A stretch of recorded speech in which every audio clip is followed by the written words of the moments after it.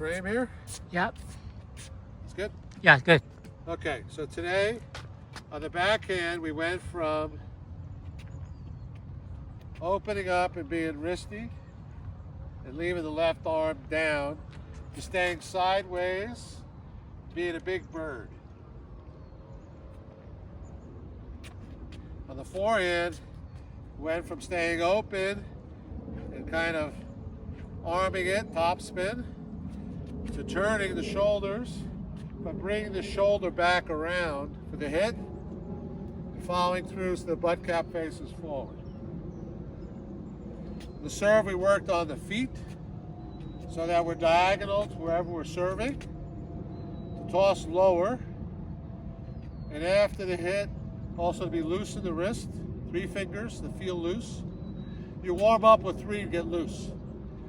Achieve that looseness in finishing past the left hip, where you were doing this, trying to snap your wrist. Hurts my arm to show you. Be smooth. That's it. Thank you. Well, what inspired you to have those tennis essays?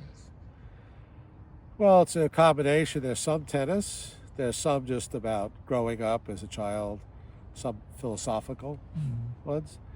Just to get things down on paper. More people could see it that way. Beautiful. Because I feel like when I read it, I said, wow, it helped me a lot. And then I just sent it to my meditation student. Sure. And they love it too, because those two also play tennis. Yeah. What's your goal? Are you trying to create books, or you want to, I have 2 thoughts. One is I'm at about 45 posts now. I think I could do probably 100. Wow. And you could take those 100 and put those into a book just as they are. And I think in a book form, because I challenged myself, can I convey an idea in 2 pages? Which I think is a little hard, but that was my goal. And if it was in a book form, I might be able to write 5 or 10 pages about each subject. There's more room, to write. That's one part. The other part is you don't know who's reading these things. So someone could be reading it, like a particular post, and call and say, hey, could you come to my company and talk about focus, for my company? And I go, sure. So I've done that in the past too. So it's like a quiet marketing tool without a lot of intention. Yeah, that's wonderful. Yeah. Also, with all your, can you share some of your, not only just play tennis, you also play instrument. I played the French horn. Yeah. Yeah. Can you tell me how you apply all those,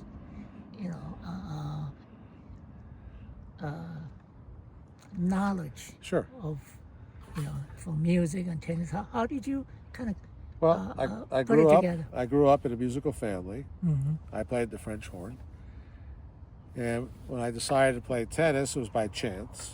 I didn't even know what it was, but I was almost 16 when I started. Picked up a racket, and I recognized that I had the discipline to practice from music.